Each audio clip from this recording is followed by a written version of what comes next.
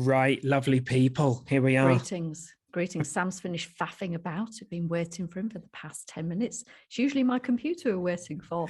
And today it was Mr. Sam. Well, I love a faff. I love a faff. It's podcast day, so it's a busy day. And yeah. Anyhow, back by popular demand, me and Ellie, because we've had a few people say, "Oh, we like it when you're just being silly and talking, hopefully useful nonsense." Is that a thing? I guess it's useful nonsense. It's started already. Here we are. Back in the land of useful nonsense. It's good. It's good to be back. Yes, we've had a lot of guests and it's been wonderful to chat to other people, and we're going to keep doing that. But we didn't want to lose the origins of where we started. The waffle shop. I mean, this was basically going to be a waffle shop, wasn't it? Of a combination of useful waffle, I think soggy waffles. I think we've spoken about them previously, haven't we, a few weeks ago? Soggy waffles, slippery fish. Yeah. And pampas grass. Yeah. So we've got one of those for you today. One of those. One of those where we don't even know what one of those is, but we're gonna make it up. Sorry, mate.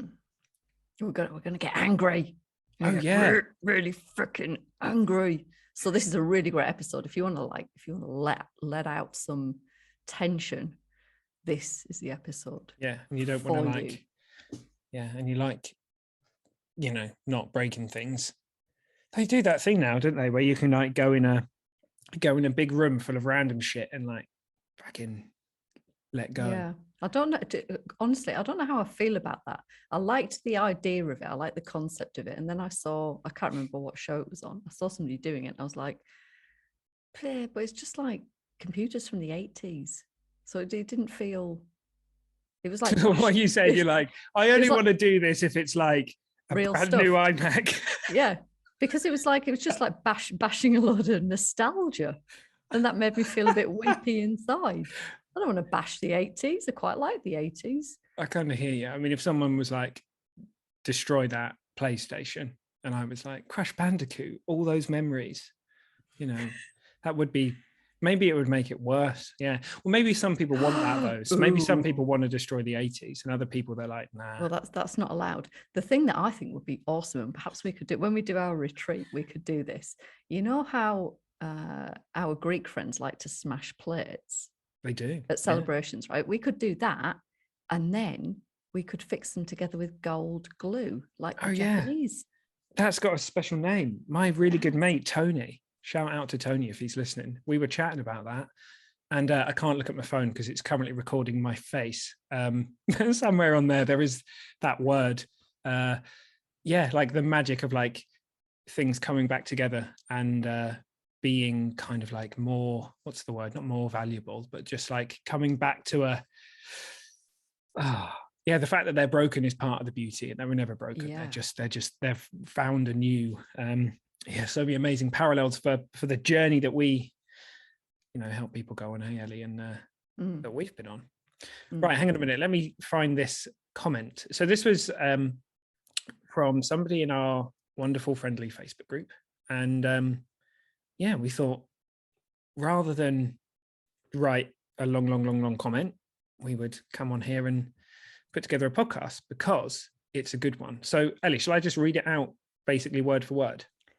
I think it'd be good to read it out to give the full context of it. And just to say, like, this is the beauty of being in the group, right? Because your comment might just catch our eye, like this one did for me. And then it's a great opportunity to have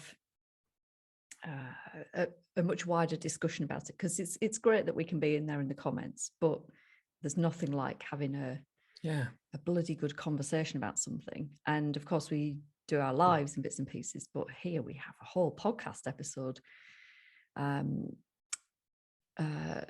what's the word, attributed to, born out of, dedicated. I'm off.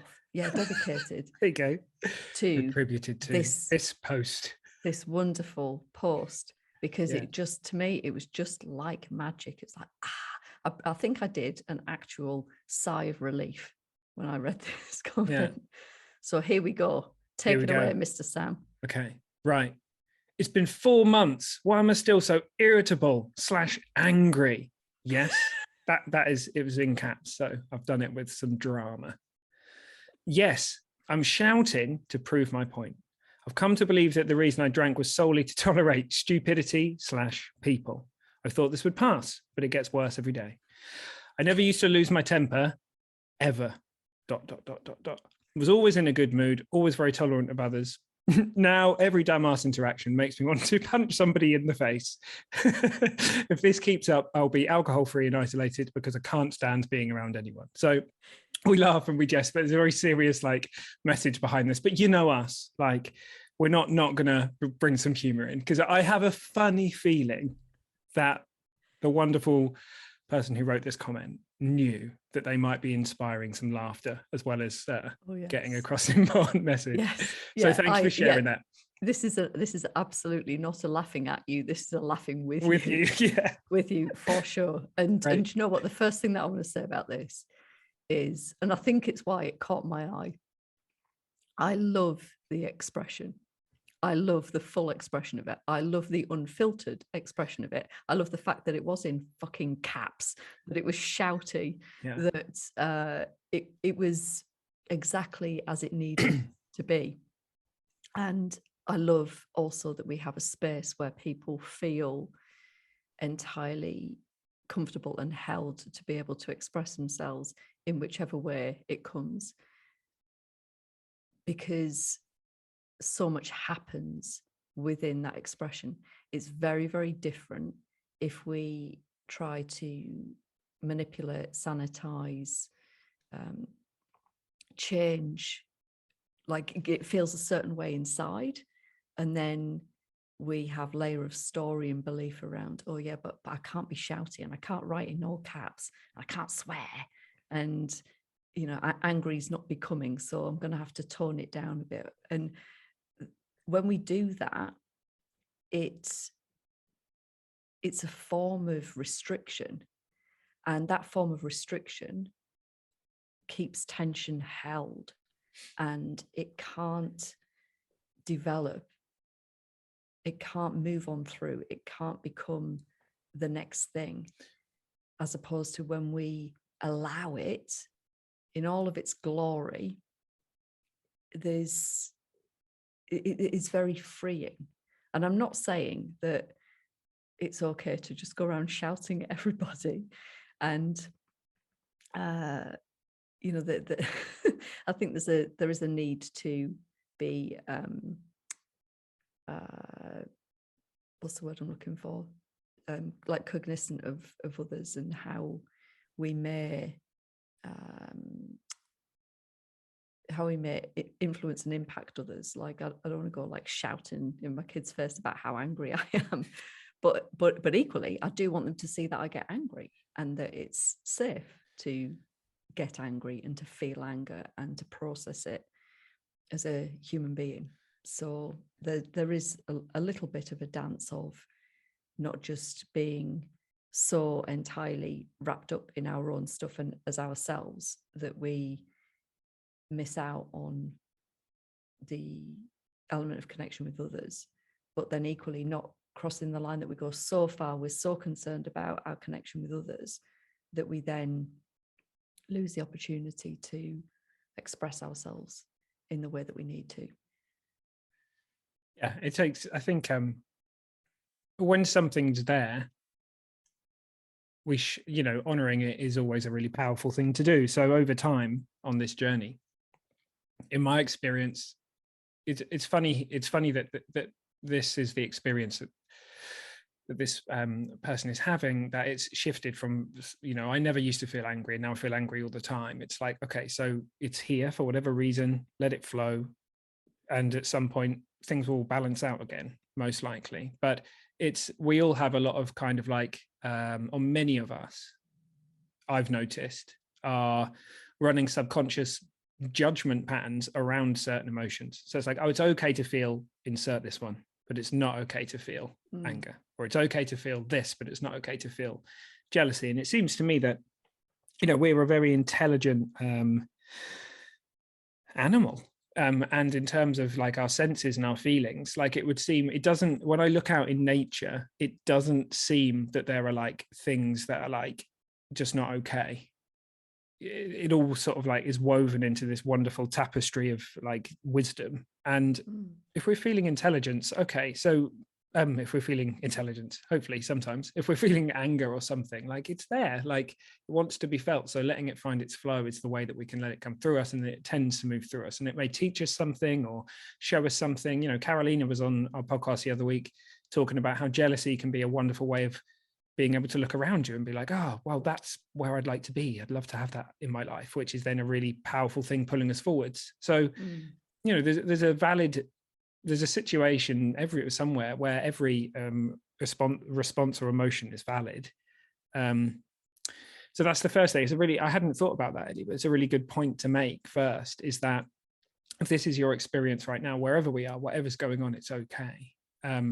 And it's often pulling it down, deciding it's not okay. That's when we burst. That's when we like have that massive reaction that we didn't want to have, because we haven't been honoring these feelings. We've been tucking them under the carpet, sweeping them under the carpet for like, you know, a few months, and then bang, we like just explode on that one Tuesday morning at work when your boss does something, and then whatever it is, you just like shatter.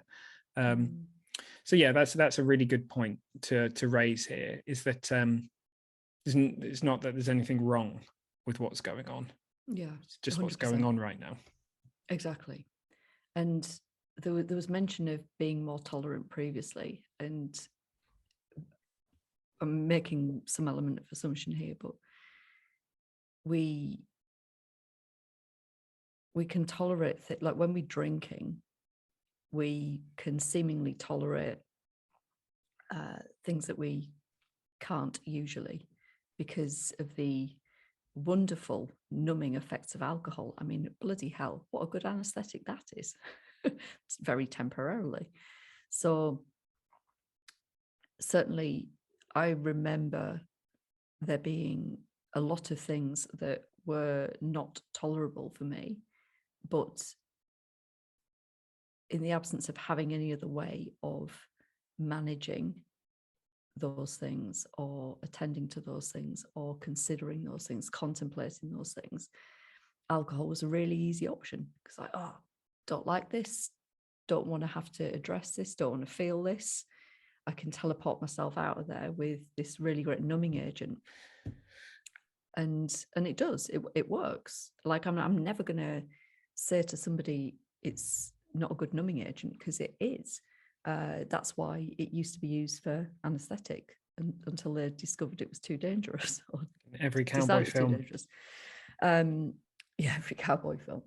But it only ever works temporarily, and there are so many downsides to it. It's ultimately, I was talking to somebody recently about this, and what it comes down to is there being a trade-off. So if you really like having that opportunity to parachute yourself out somewhere, then have that. But you can't have it without all of the other stuff. So we need to be cognizant of what the other stuff is to be able to make an informed choice.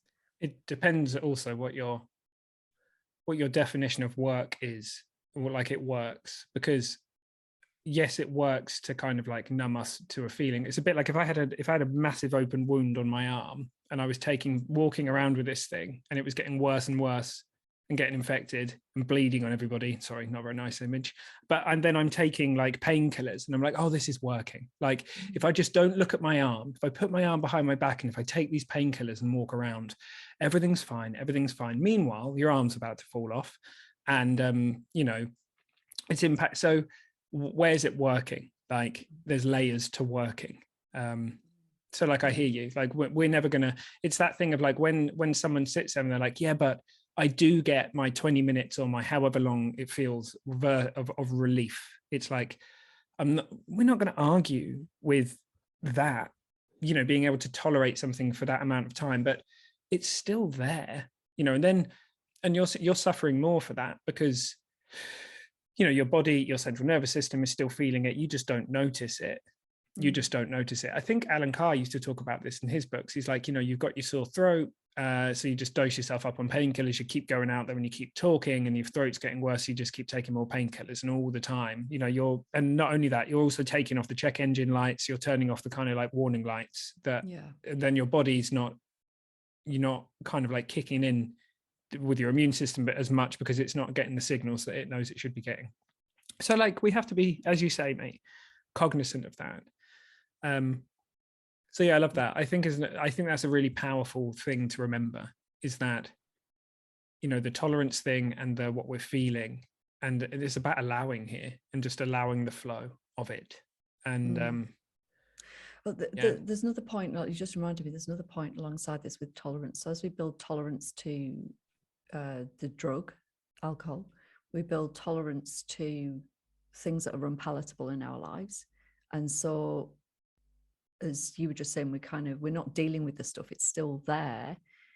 We diminish our capacity to be able to deal with it. And you could argue that it gets worse because it's not being addressed. And then the other thing that we build tolerance to is fun and pleasure, and pleasure with ordinary things in the meantime. And so where we can end up is this really, I don't want to use the word sad, but that's kind of how I feel. Like it's a sad existence. If I look back to the last months of my drinking career, that's exactly what it was. Like I had very little to be happy about in my life, because I just felt like crap all the time. I felt entirely crap. I still managed to go to my yoga classes, and that was about the only pleasure that I got out of anything. But I couldn't understand what's happened here. I used to love loads of things. I used to love life. Like, what's happened? It can't be this. Like, this can't be it. And so that point about tolerance, it covers a number of different aspects. Yeah. So that said, I think I think it's worth saying here, I'm going to put like a friendly comedy trigger warning in the podcast, because what we're just about to start talking about is, it might annoy some of us or make us angry and want to shout at people, because, we're going to start talking about radical responsibility and how the mechanisms work of like what it's like to walk around in the world and feel like those people around us or those things around us are causing us to feel a certain way, and bringing up this kind of like feeling of anger. And we'll be talking, actually, it's interesting, in the current Stay Stop solution, Ellie, we're running with, like, this has been a portion of this is something we've been talking about this week, because it's a big thing, and we have to be brave, because it's uncomfortable to accept, well, we may be playing a part in this as well. Because the moment we just start shifting everything out of us and onto all the people around us. So it's interesting that in the group, people have been talking about, I'm happy when I'm alone and meditating, working, relaxing, but when I go out there into the world of people, then everything changes and everything shifts for me. And yeah, I'm just trying to think of the best way to start with this, pal. Here's what makes sense to me, is that it's not working the way that we think it is. We walk into a room and there's a bunch of people there, and I walk into that room and everybody in there annoys the hell out of me. And I'm like, oh God, what's he on about? Don't want to be here. Da, da, da, da. And I'm living through, my filter for whatever reason. This person's an absolute wind-up merchant. That person, I just, all I can see is how I'm different to them. And then for someone else, they walk into that room and they have a completely different blissful experience. They walk in and they're just not bothered by that. They can laugh at someone's kind of like craziness and or whatever however they perceive it, and they can see it as like a way of like warming to them. They're like, oh, I can't believe like we're so different. Like, how interesting, kind of thing. And so I think it's important to remind ourselves that so much of what it feels like is coming from others. it's coming from us. It's coming from inside of us and our perception of what's going on and what people are saying. And that's not to say that there aren't people out there saying things that are might be annoying, or that we have to stay at a party that's full of people that are doing ridiculous things, or we don't have to go to the stag do because we don't want to be tied to a lamppost naked, or whatever it is, right? But in acknowledging that we can take responsibility for our internal world, then everything starts to change then, because we stop being a victim of those circumstances and we start to have other options available to us. Loads to explore here, Ellie, but I just thought I'd go straight in there and throw it out. Why not? Straight in. And managed to get some nakedness in as well. Always. All about the nakedness. Well, we do love living naked, Oh, don't we do. We do. Do you get it? I got it. Not everybody else will, though. Yeah. We'll just leave it there. It's fine. We'll leave it there. Along with the slippery fish of the world.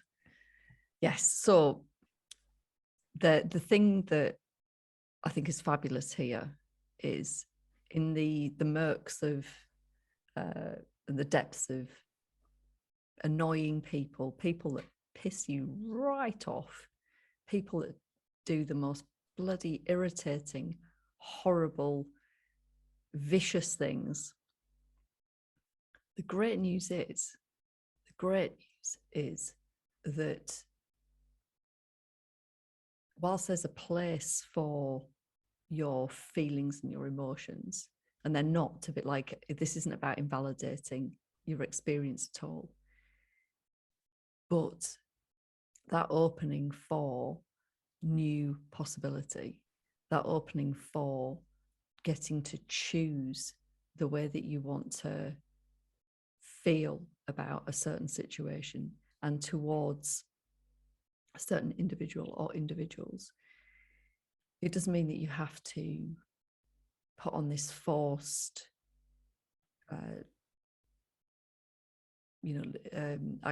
not an acceptance, but it's not like a forced positivity. We were talking about toxic positivity in one of the groups this last week.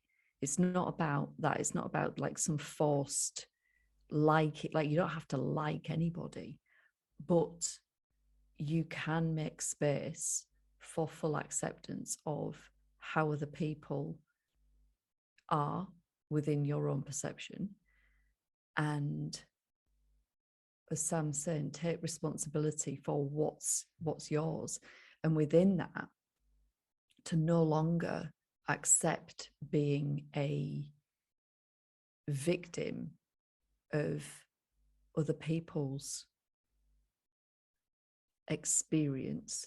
Like it's a really wonderful thing, because even in the hardest of times, with the most awful things going on, you have way more power than you've ever realized. And that, instead of it being a combative, restrictive energy, it opens up into expansiveness and possibility. And as you were edging towards, it's like you may decide that there's a boundary to be drawn. You may decide to take some form of action, but the first thing to do is to allow it to be exactly as it is, and then see what's possible.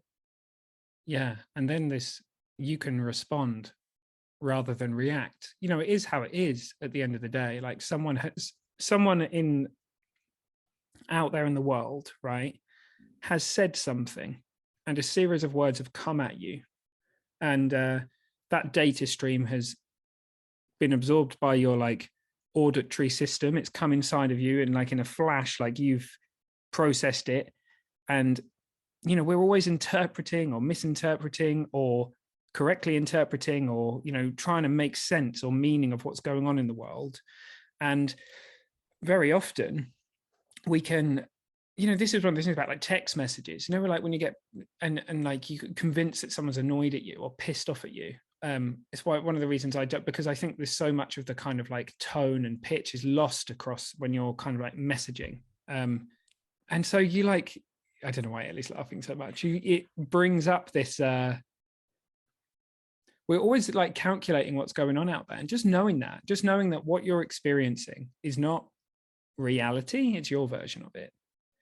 Then suddenly you can be like, okay, so what do I want to do with this? I'm going to take ownership of it. I'm going to respond instead of react. That person might have said something hurtful, or it felt hurtful to me. What's my choice here? Rather than just like actually punching them in the face. You can choose to. I'm interested to know why you were giggling. The reason I giggled was because as you were talking and you mentioned text messaging, it just reminded me of when my dear mum discovered emojis. Yeah. So I was having a back and forth with my mum about something that, like, I was taking this far too seriously, but at the time it didn't feel that way. And my mum wrote back to me and she inserted a couple of emojis in her response. And because I was in a place where I was taking something already far too seriously, it was really easy then to be even more cross because of the interpretation of the emoji situation. And it's funny just to cast my mind back to it, because I'm sure my mum at the time, the intention was not to make me feel any kind of a way at all. She was just responding to me over something. But it's just interesting how, like you said, that there's so much stimulus, there's so much that we take in from our surroundings, both external and the things that are going on internally. And then it just blows me away that we have so much room to determine how it is. And it can really feel like it's real. Like this is exactly what's going on. Almost like I am entirely right and just in my take on the situation. But it's all made up. The whole thing is made up.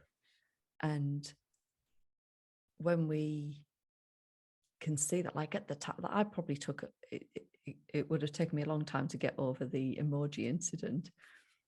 Whereas now, like, I'm looking back on it and it's like, wow, that was actually really funny. And like, I love the fact that my mum was using her emojis. But, like nothing's changed about what actually happened. It's just the interpretation of it. It's just what I'm bringing to it now versus then. Yeah.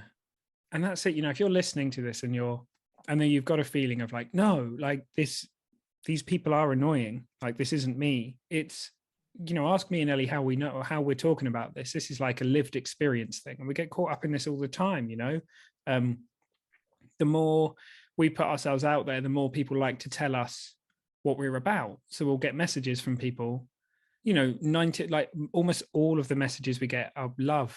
And it's so amazing and it's wonderful. And then every now and again, someone will be in pain and they'll want to, try and give us that gift as they're seeing it. Like, oh, well, I want you to share in this. And so they'll tell us how they feel about us or how they feel about me. And God, I remember the first time I had a message where somebody basically told me what they thought of me in explicit detail, And I had this well thought out. Yeah. And it was pretty heavy. And I can remember reading it and everything it brought up in me. And now when it happens, I see it as an opportunity, because I get compassion in those moments. It's like, I feel that I'm like, whoa, like, look at what this has brought up in me. Is there something I need to look at here? No, the only person I need to check in with is myself, like, and my internal wisdom. And every meeting is a sacred meeting. Like,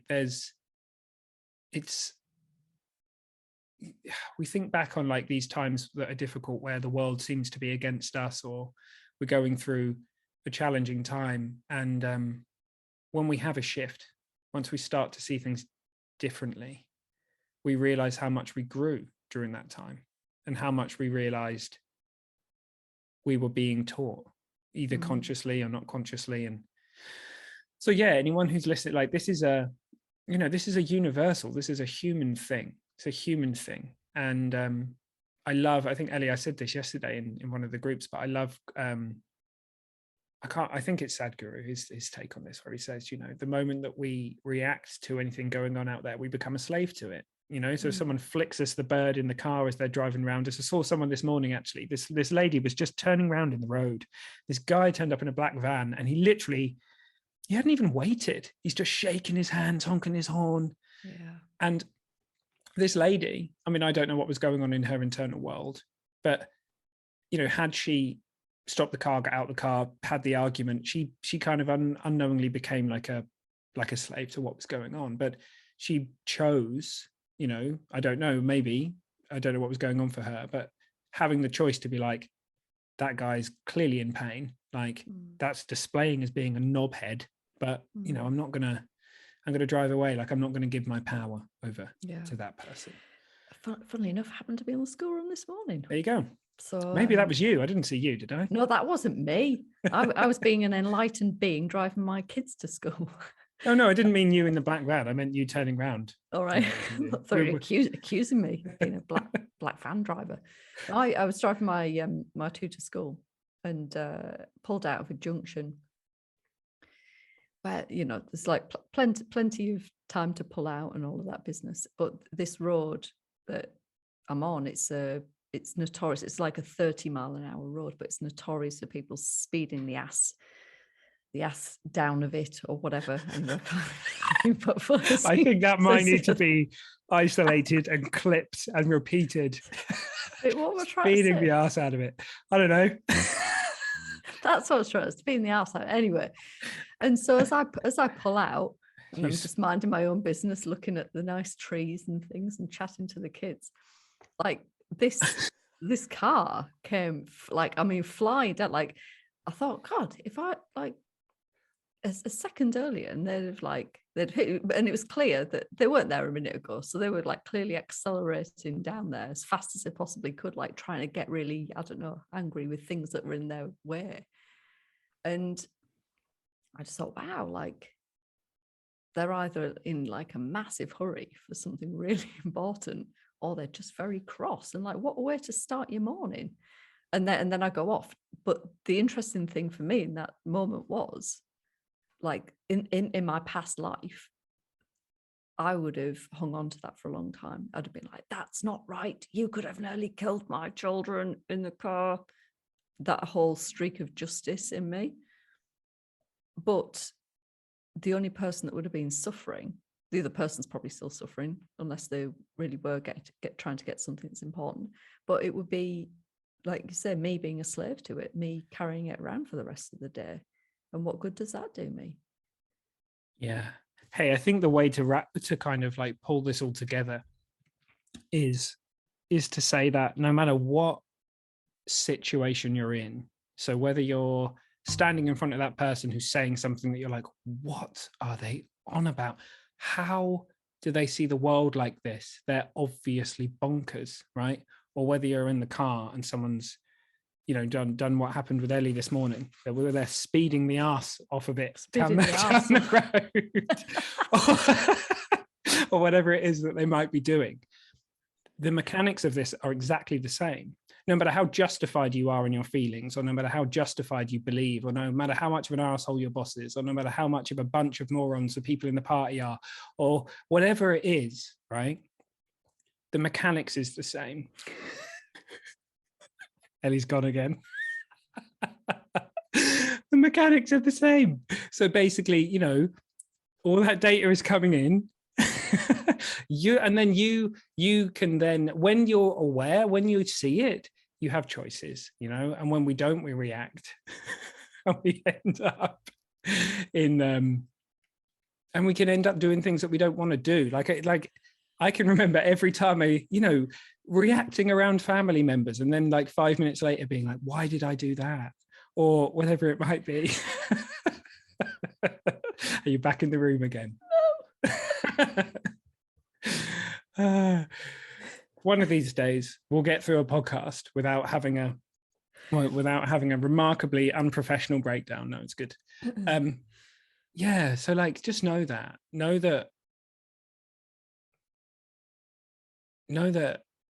no matter what scenario you're in, you can always take ownership of your internal world. And that doesn't condone what's happening. It doesn't make it right that someone might be treating you a certain way or people you love a certain way. But you still get to decide what to do with it. You still get to decide, are you going to set a boundary? Are you going to tell that person it's not okay? Are you going to give a high quality no? Are you going to send that person love and compassion because you realize in that moment, holy shit, they must be hurting? Are you going to let it go and not carry it around for the rest of the day? Are you, etc., etc.? Like you get the choice then. You get the power to choose. So yeah, I think there's so many things we could talk about, and I think this could also be an opportunity for a definite mention that if anyone's going through journeys like this, one of the reasons we're building the Stay Stop solution is to look exactly at things like this. We're looking at the bigger picture. We're looking upstream of alcohol and helping and looking at all of the reasons why drinking might make sense to us. Looking at all those things that might change when we stop drinking, and why is it that suddenly this pattern's coming up? Why is it that I never felt these emotions before and now they're knocking at the door every 5 minutes? Well, that's most likely an amazing thing. Like, it's an incredible shift when understood, and when you have a container to move through it. So for anyone who's listening who wants to explore these things, it's all connected. And these are the amazing journeys we get to go on when we take alcohol out, because as Ellie said earlier, suddenly things that we used to tolerate aren't tolerable anymore. Yeah. And these days, I know what I like. I know this place. I like, if someone invited me to a stag do, like a classic stag do, I'm not going to be going, not out of, I'm just going to be saying like, I'm really sorry, dude. I'm just not, I'm not interested in shots and all that silly stuff. I'll come and hang out with you in your own time and all the rest of it. But like, and that's my decision based on what I want. And if I were to drop myself in that scenario, I probably would feel annoyed at people, and I probably would feel, and that's because I'd be putting myself in situations that I don't want to be in. Yeah. So there's so many things you're going to start to realize about who you really are, what you really want, what's possible for you, what's available to you. And once you take radical responsibility for your internal world, however it's coming up for you, no matter what circumstance you're in, no matter how difficult things are, once you take responsibility for what's going on inside of you, the only thing you can ever really truly take responsibility for, the world will quite literally shift in front of your, the reality will shift for you. Yeah. And that's where it then becomes compelling to continue down that path as opposed to the old path. That's not to say that we won't repeat an old pattern, but there's a big difference between how the pattern has played out before without conscious awareness and then with it. And that feeling tone that's attached to, like, we know when we're taking responsibility for what's ours. And even if the circumstances are challenging, it feels good because it's authentic, it's aligned with who we really are.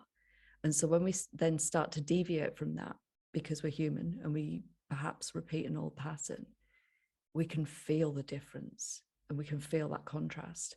And that's like the compass that then can guide us back to this deeper inner work that ultimately, not only does it release a lot of the past and the stuff that's weighed us down for a long time, but it stops us taking on new tension in the present moment and carrying that into the future. Like we don't need to accumulate this stuff, like with the driver this morning.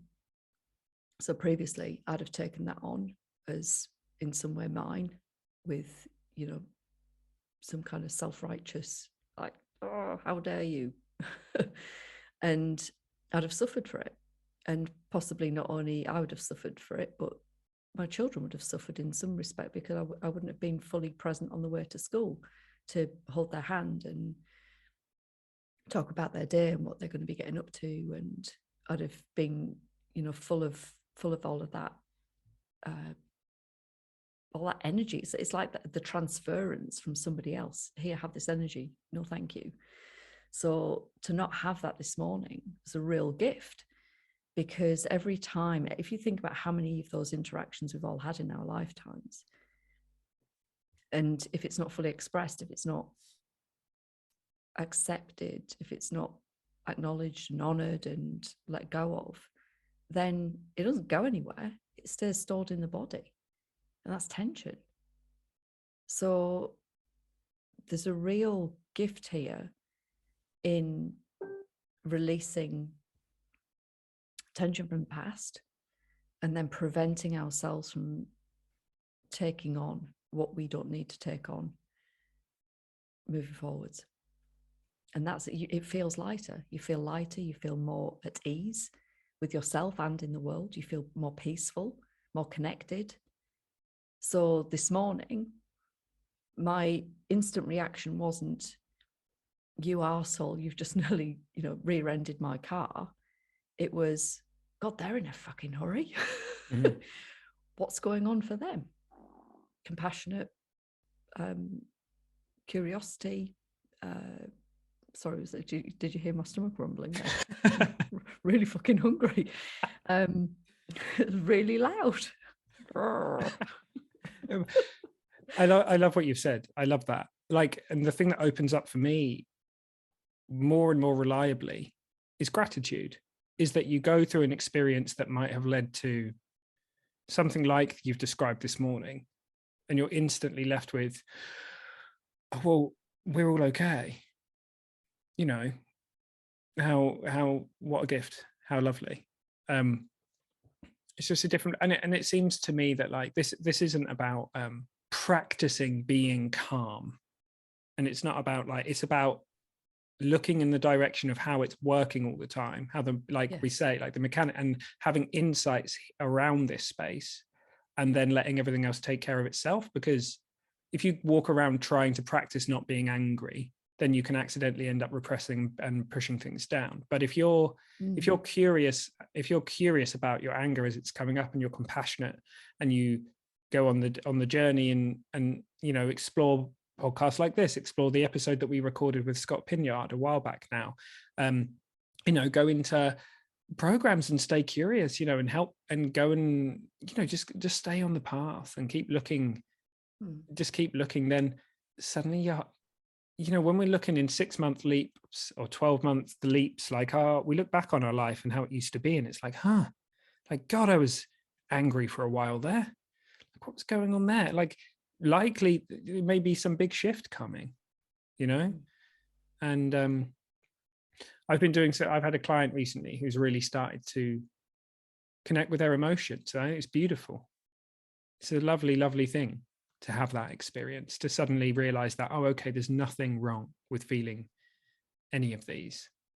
And perhaps the way to leave it, Ellie, is like, we've been talking a lot about these words, positive and negative, and the connotations that they have of, like, you know, they're used out there as terms to describe the way that I think we have both started looking more at this, is how they feel in the body, rather than a judgment about whether they're inherently bad or good. It's like well, this is how it feels in the body. I'm going to honor it. I'm going to feel it.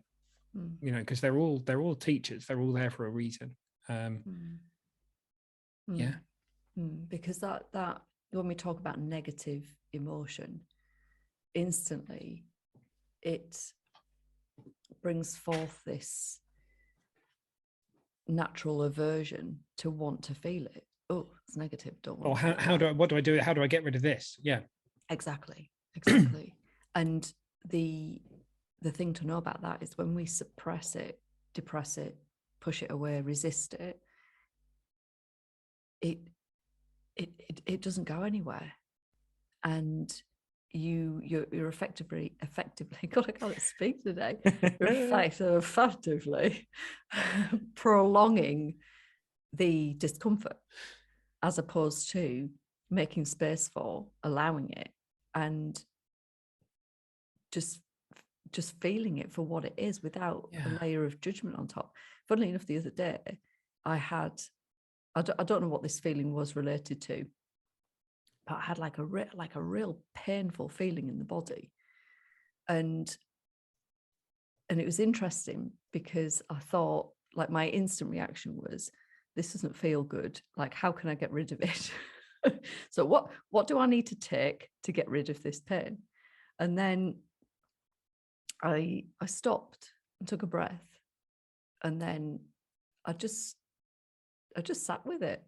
And I got a little curious about it. Like, where is it really? Where am I really feeling it in the body? And what makes it feel the way that it does? And what happens if I allow it? There goes my tummy again. What happens if I allow it? And so I took some deep breaths and I just paid attention to it. And you know what's really interesting? It fucking disappeared. Yeah. Well, like literally in less than a minute, it just fucking disappeared. Where's that gone then? What was that all about? Yeah. And I think it's really interesting that when we focus in on a feeling, very often we strip it of the story and of meaning, and it just becomes a felt feeling. And we realize it can't harm me. It's safe to feel this. And it very often kind of like finds its own way out in the time that it does. And we're not wishing it away. It's just we're being there with it. And the irony is that, you know, perhaps if we're someone that's been taught when we were younger that it's not okay to feel, that anger isn't okay, that good people, you know, don't get angry, for example, or whatever the emotion might be, and then we don't honor it because we're worried of like what might come or the repercussions of it. And then, as you say, pal, it kind of hangs around and it comes out in different ways, and it can lead to this build up of tension and somatic stress. Yeah, I think on this note, I think we're going to have to go and send Ellie off for breakfast. Fucking intermittent fasting. No, I think that's a really nice. I think that's genuinely a nice point, and we've been somehow bloody nattering for nearly an hour again, mate. We were like, oh, we'll just put a short podcast together. Here we are. Who said that? Well, I thought that. Well, perhaps I didn't say it out loud. Is that what the voice? That's my internal voice said. Well, I think it's time to edit the podcast. It's time for a sandwich. I've got to hang out with Ellie again. That's basically my life. It's basically my life. I like your internal voice.